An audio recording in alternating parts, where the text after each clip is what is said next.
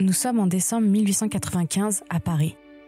Une foule impatiente se presse dans une salle obscure pour assister à un nouveau spectacle. Tous s'assoient et font face à un écran blanc. Les lumières s'éteignent, plongeant la pièce dans l'obscurité. Et sans prévenir, une image apparaît sur ce drap tendu. Un train s'approche sur des rails. Les spectateurs sont d'abord silencieux, fascinés.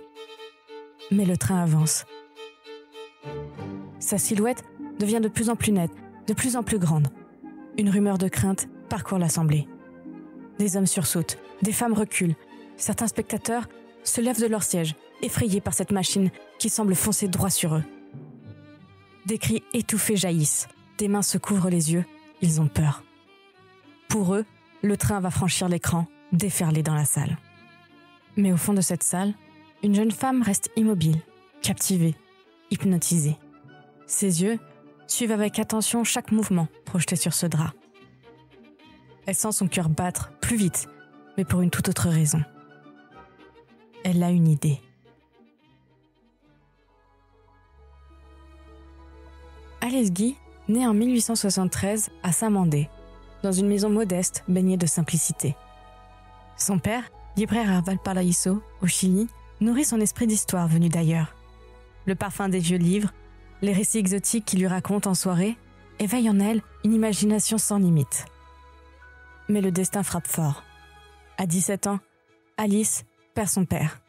La maison devient alors silencieuse, se vide de son éclat, et l'avenir devient incertain. Face à l'adversité, Alice choisit de se battre. Elle s'émancipe en apprenant la sténographie, un métier réservé aux hommes à l'époque. Les sons du stylet, grattant le papier, rythment ses journées. Cette maîtrise technique lui ouvre les portes d'un emploi chez Léon Gaumont, une entreprise spécialisée dans la photographie. Mais pour Alice, ce n'est pas juste un travail. Dans les laboratoires de Gaumont, où flottent les effluves de produits chimiques, elle se plonge dans un univers fascinant. Elle apprend à manipuler les plaques photographiques, découvre les trucages et suit avec intérêt les expériences de Willem Röntgen sur les rayons X. Ce savoir, qu'elle absorbe avec passion, deviendra une arme précieuse pour son avenir. Nous sommes en 1896, une année où le cinématographe des Frères Lumière enflamme l'imagination des grandes villes.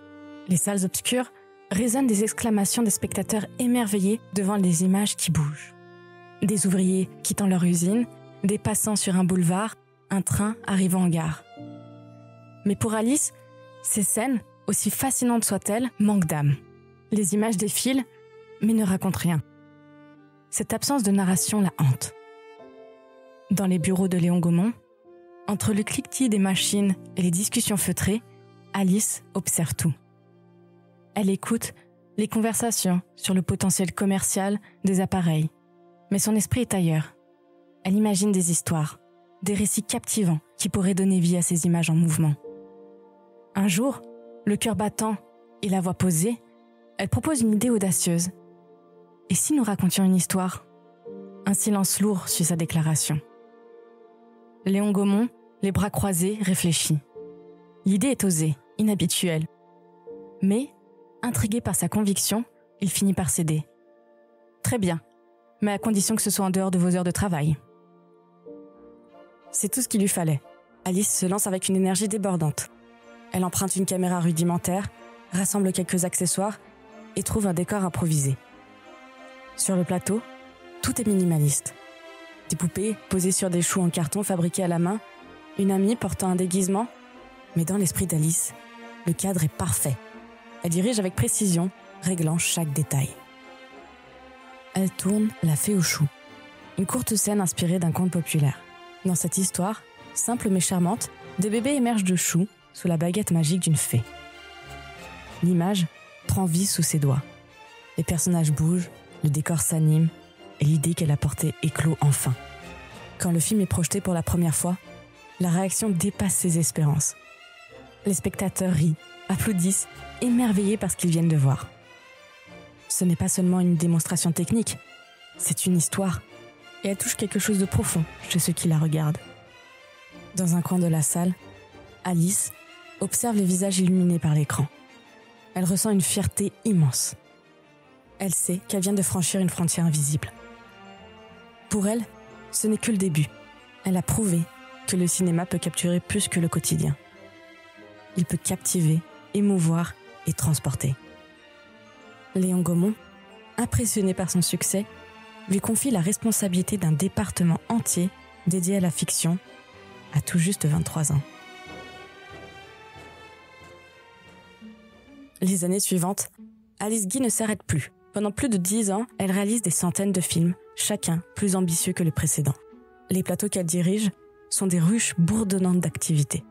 Les techniciens ajustent les caméras, les acteurs répètent leurs répliques sous sa supervision attentive et les décors prennent vie sous ses directives. L'air est saturé de leur concentration, mais aussi d'une énergie palpable, celle de l'innovation.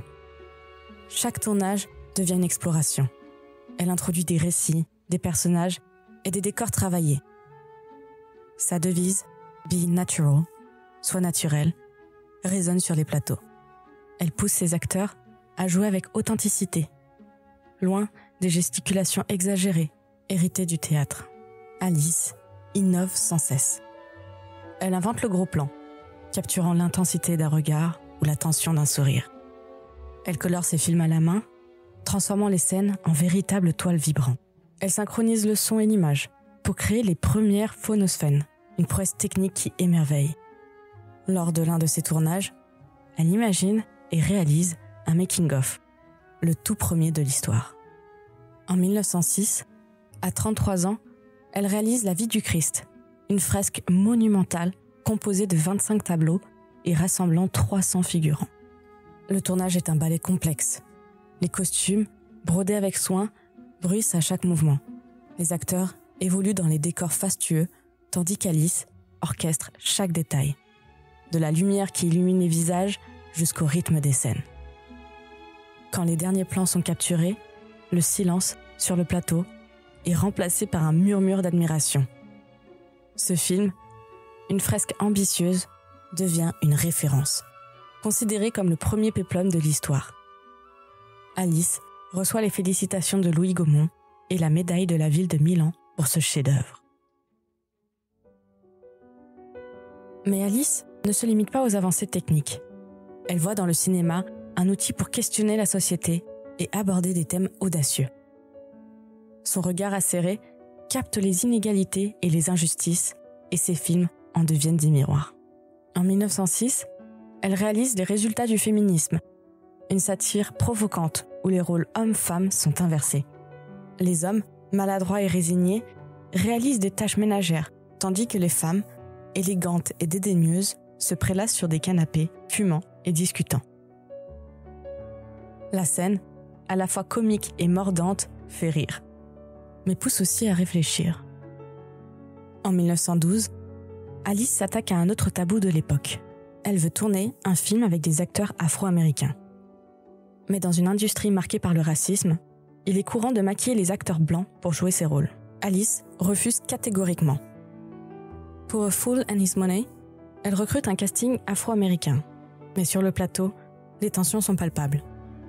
Certains acteurs blancs boycottent le tournage. Ils tentent de négocier avec la réalisatrice. C'est eux ou les acteurs afro-américains. Et c'est comme ça que le tout premier film avec un casting entièrement afro-américain voit le jour. Alice refuse de se plier aux préjugés raciaux et donne une visibilité à des acteurs marginalisés. Le film, une première dans l'histoire du cinéma, devient une déclaration de son engagement contre les préjugés.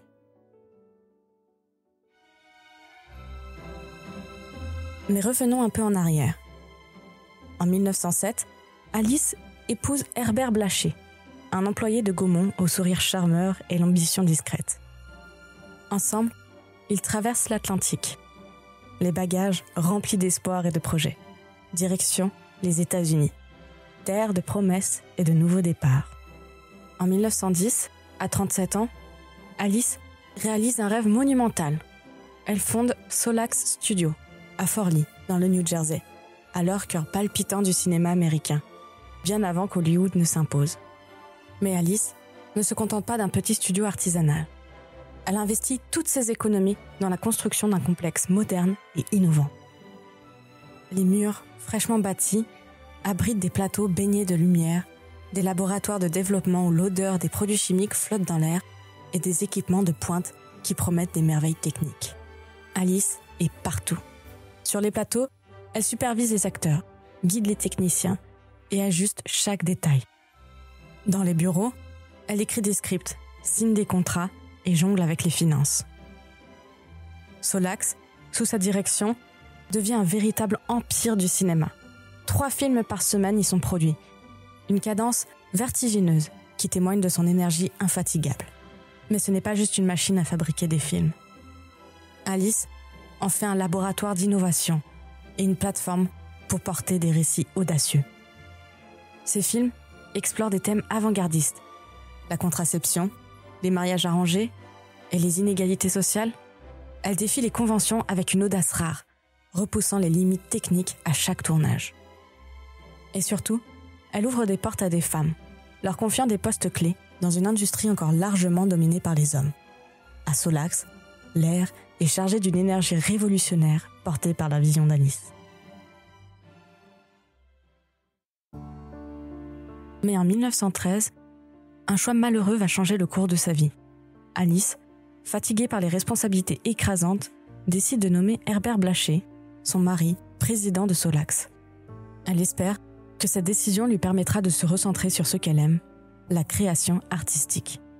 Mais elle réalise trop tard son erreur. Plus tard, elle confiera avec une pointe d'amertume « Je lui avais abandonné les rênes avec plaisir. » J'aurais, disait Herbert, gêné les hommes qui désiraient fumer leurs cigares en paix et cracher à leurs aises tout en discutant des affaires. Herbert, sous son apparence affable, s'avère être un opportuniste. Peu à peu, il détourne les ressources de Solax pour fonder sa propre société, Blaché Features, laissant Alice dans l'ombre. Les finances de Solax s'effondrent et les dettes s'accumulent. En parallèle, la concurrence devient féroce. Hollywood, cette ville en plein essor de l'autre côté du pays, attire les talents et les capitaux. Alice tente de sauver son studio, mais c'est un combat inégal. Les murs de Solax, autrefois pleins de vie et d'ambition, deviennent des témoins silencieux de sa chute. En 1919, le coup de grâce arrive. Herbert, charmé par une actrice plus jeune, quitte Alice, l'abandonnant seule avec leurs 2 enfants. Le rêve américain d'Alice s'effondre comme un château de cartes. En 1921, elle est contrainte de vendre Solax Studio. Lorsqu'elle signe les derniers documents, le poids de cette défaite semble écraser ses épaules. Elle a bâti cet empire de ses propres mains et le voir disparaître est une déchirure indescriptible. Mais Alice refuse de sombrer. Elle tente de relancer sa carrière en assistant Herbert sur 2 de ses films. L'ambiance sur les plateaux est glaciale. Chaque regard échangé est chargé de tensions non dites. Leur collaboration, déjà fragile, s'effondre et en 1922, leur mariage se termine par un divorce. À 50 ans, Alice retourne en France, cherchant un refuge dans son pays natal. Mais la France qu'elle retrouve n'est plus celle qu'elle a quittée. Le cinéma, désormais dominé par une nouvelle génération de créateurs, n'a plus de place pour elle. Son expérience, son talent, ses innovations, tout cela semble oublié. Et comme si cela ne suffisait pas, une nouvelle désillusion l'attend à son retour. Elle découvre, avec douleur, que son nom était presque entièrement effacé des archives du cinéma. Ses œuvres, qui avaient marqué les débuts de cet art, sont attribuées à d'autres. Même Léon Gaumont, avec qui elle avait travaillé pendant des années et contribué à son succès, minimise son rôle dans ses écrits. La trahison est double, celle du temps et celle de ses anciens collaborateurs. Mais Alice, toujours déterminée, refuse de disparaître dans l'ombre. Depuis son modeste domicile, où règne un silence oppressant, elle commence une nouvelle bataille, celle pour la vérité. Ses mains tremblantes, mais résolues, remplissent des lettres, annotent des manuscrits et rédigent des récits détaillés. Elle raconte avec précision comment elle a dirigé, inventé et contribué à la naissance du cinéma. Chaque mot, chaque ligne est un effort pour reconquérir une place qui lui revient de droit. En 1927, elle retourne aux États-Unis, plein d'espoir de retrouver ses films. Mais lorsqu'elle cherche les œuvres qui avaient été le fruit de son imagination et de son travail acharné, elle n'en retrouve que 3. L'immensité de sa filmographie, composée de centaines de films, semble s'être volatilisée. Le choc est immense. Alice, toujours combative, ne baisse pas les bras. Elle continue de donner des conférences, partageant son expérience et son histoire avec une voix empreinte d'émotion. Dans ces années d'oubli, elle observe avec une douleur silencieuse d'autres réalisateurs être célébrés pour des innovations qu'elle avait introduites bien avant eux. Le gros plan, les récits complexes, les effets spéciaux, autant d'inventions qui sont désormais attribuées à d'autres, effaçant son rôle de pionnière. Le monde du cinéma, qu'elle avait aidé à construire, semble l'avoir abandonné. Mais Alice persiste. En 1940, alors âgée de près de 70 ans, elle décide de rédiger ses mémoires. Ces pages, écrites avec soin et passion, regorgent d'anecdotes vibrantes et de revendications puissantes. Elles sont un cri du cœur, un témoignage de son génie et de son rôle crucial dans l'histoire du cinéma. Pourtant, ces mémoires ne trouveront aucun éditeur de son vivant, ajoutant une nouvelle ombre à son combat.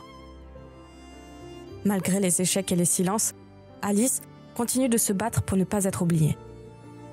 Elle vit modestement, soutenue par sa fille, qui observe avec admiration la ténacité de sa mère. Alice écrit pour des enfants, partage son savoir lors de conférences et tente de rassembler les fragments de son héritage. Mais, au fil des années, elle commence à comprendre une vérité amère. Le cinéma, cet art qu'elle avait contribué à créer, pourrait bien effacer son nom définitivement. Pourtant, même dans l'ombre, elle refuse de céder. Chaque mot écrit, chaque conférence donnée est une résistance, une manière de rappeler au monde qui a été là. Cette bataille, pour la reconnaissance, bien que solitaire et épuisante, devient l'un des combats les plus remarquables de sa vie. Alice ne se bat pas seulement pour elle-même, mais pour l'histoire du cinéma, pour que la vérité ne soit pas ensevelie sous le poids de l'oubli.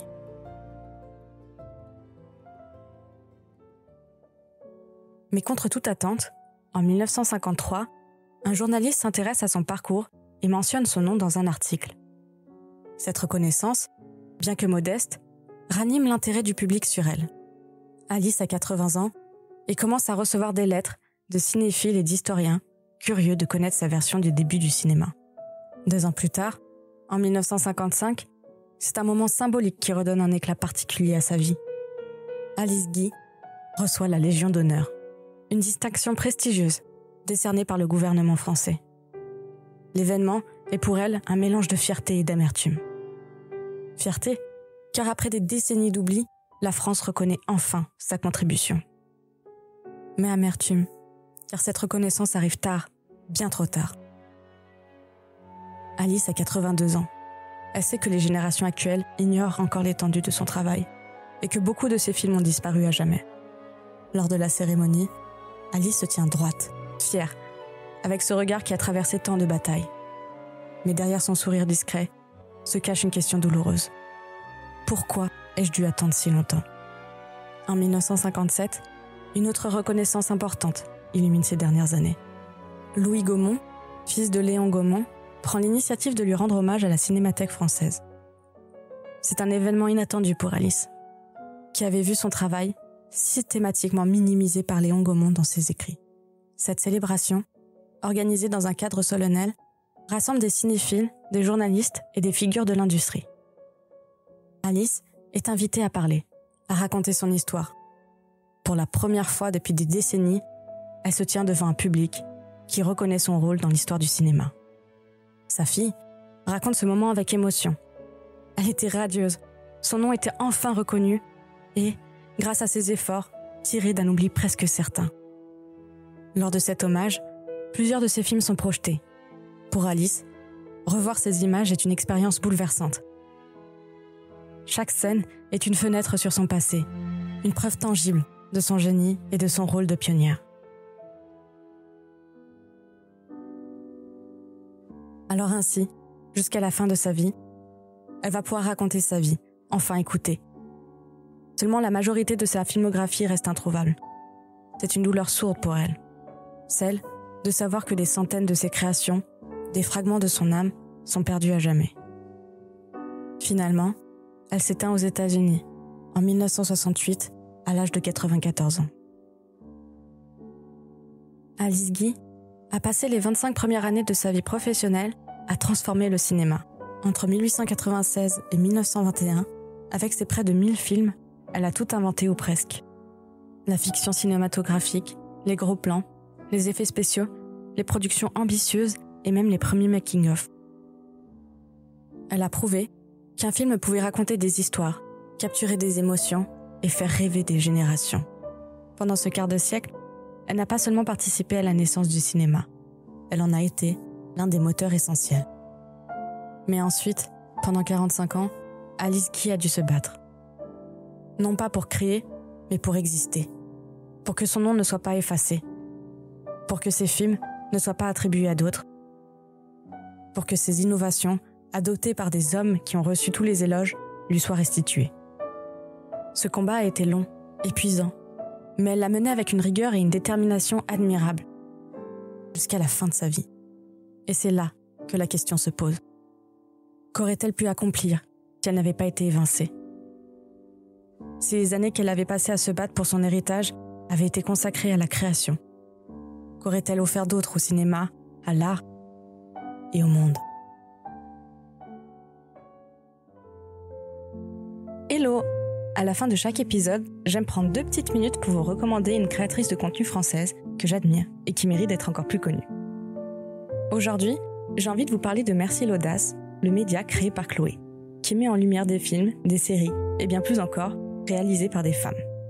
Elle partage ses coups de cœur, les nouvelles sorties, mais aussi des analyses passionnantes pour nous expliquer pourquoi une œuvre est puissante, engagée et mérite qu'on s'y attarde. Grâce à elle, ou peut-être à cause d'elle, ma liste de films et séries à voir est devenue beaucoup trop longue, mais toujours bien choisie. Je vous mets tous ces liens dans la description de l'épisode, allez jeter un œil à ce qu'elle fait, vous allez adorer. C'était Camille et merci d'avoir écouté mon podcast. Je vous donne rendez-vous au 1er juin pour le prochain épisode. Et si vous avez aimé, n'hésitez pas à noter le podcast et à mettre un petit commentaire, ça m'aide beaucoup. Je suis aussi sur Instagram où vous trouverez des infos additionnelles à mes épisodes et d'autres histoires courtes, et sur Threads pour ceux qui sont curieux un peu de l'envers du décor. Je vous dis à bientôt.